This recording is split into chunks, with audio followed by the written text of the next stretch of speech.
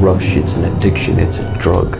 I did sadistically, premeditatedly tortured and murdered Yvette Peña. This was the cold and twisted confession from the mind of a man who is so evil, a prisoner so wicked that he only derives pleasure from torturing and killing people.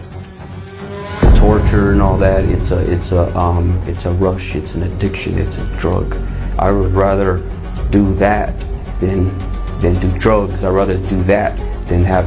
It doesn't matter to him if you're just an innocent 37-year-old mother of 6 children or a prisoner about to be released on parole. He has no problem stabbing you in the back or wearing your body parts like a necklace. I don't care if you're my brother or sister, I don't care if you're whoever, it's self-gratification. It didn't matter for him that he just met them for the first time. The only thing he cared about is how much he enjoyed killing them. The smell, the decomposing, the maggot, for me is not a nightmare. For me it is a, how can I say, like a prize, like a trophy. It's a picture, it's a memory, it's a photograph that I can go back and look and get pleasure. Surprisingly, his mother said he was normal as a child. He didn't come out of the womb an evil killer. He was a normal, loving kid. And even his ex-wife believes this too. Very few people born evil. It's rare. I believe it's nurture over nature. So, what actually happened to turn a normal, loving kid into an evil monster? Was he born evil, or did he become evil? Keep watching to hear the disturbing story of Jamie Osuna, a man who called himself the man with 1,000 faces, a real-life Joker. You are watching Crime Tales After Nightfall. Jamie Osuna's life was already filled with evil even before he was born. His father was abusive to Jamie's mother, and he can be described best as an evil man. A man who kicked his heavily pregnant wife in the stomach. No one knows how badly this evil action may have affected Jamie's life, and it was not surprising that they got divorced shortly after Jamie was born. Unfortunately for little Jamie, his mother got married to another evil man. A man so horrible he would push a little boy out of a moving car just because he was fed up with his crying. It's a miracle that little Jamie survived such a horrible experience, because nothing was done to help him. He was not even taken to the hospital. But even as Jamie grew up, the abuse only got worse. His stepfather would starve Jamie and even go as far as tie him to a tree and beat him. Jamie had to be taken to a hospital for treatment.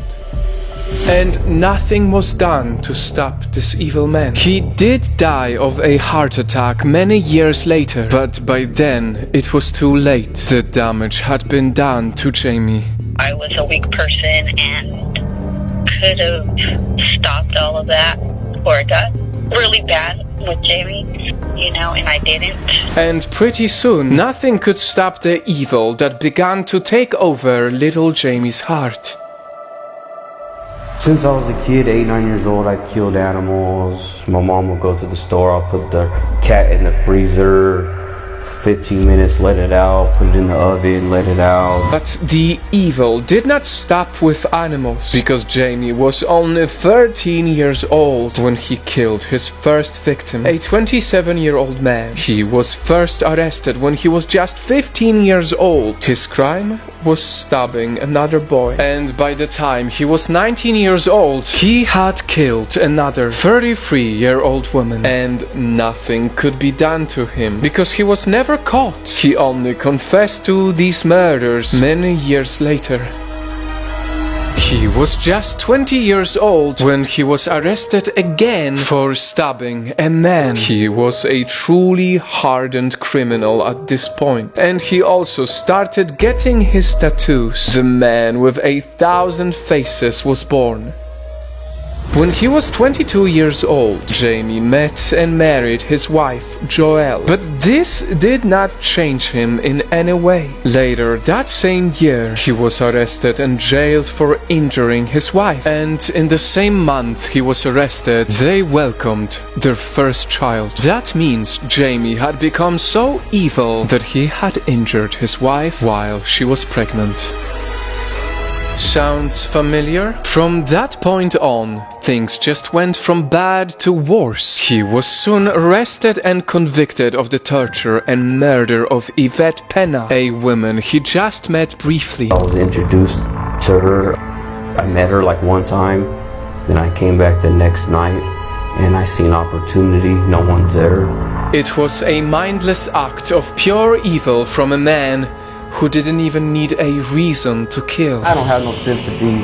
I'm sadistic. I really don't care. I'll do it and I'll do it again over and over and over. But unfortunately for Yvette and her grieving family, nothing was done for the next 6 years. Jamie was simply locked away and his trial delayed. By the time his trial came up 6 years later, he pleaded guilty to first-degree murder and was sentenced to life in prison. But that didn't even bother him at all. He would write sinister letters to the DA declaring he was now a Satanist, and he had it tattooed on his face to prove it. In his letters, Jamie would hail Satan and boldly promise that more people would die. And even though he was diagnosed with borderline personality disorder, he soon fulfilled his promise and committed the most gruesome murder of his life. Prison officials always put Jamie alone in a cell for obvious reasons. They just could not take the risk of pairing him with any other prisoner. But then, one day, they did just that. They brought in Louis Romero and locked him in the same cell as Jamie. Romero had spent 27 years in prison and was about to be released on parole. But just 24 hours after he was locked up with Jamie, prison guards discovered Romero's dismembered body. Jamie had covered the window of his cell with a bed sheet and went to work. It was a horrible disaster. When the guards finally came into the cell, they found Jamie wearing a necklace. It was made up of Romero's body parts. The autopsy confirmed that Romero was still alive while he was being butchered. He died of blood loss. And seeing all of this, one thing is certain. Jamie's story is a chilling reminder that evil makes evil. Because Jamie wasn't born evil, but he definitely was made this way by his horrible childhood. That is not to say that in any way his actions should be forgiven, but it definitely teaches us to be good to our children.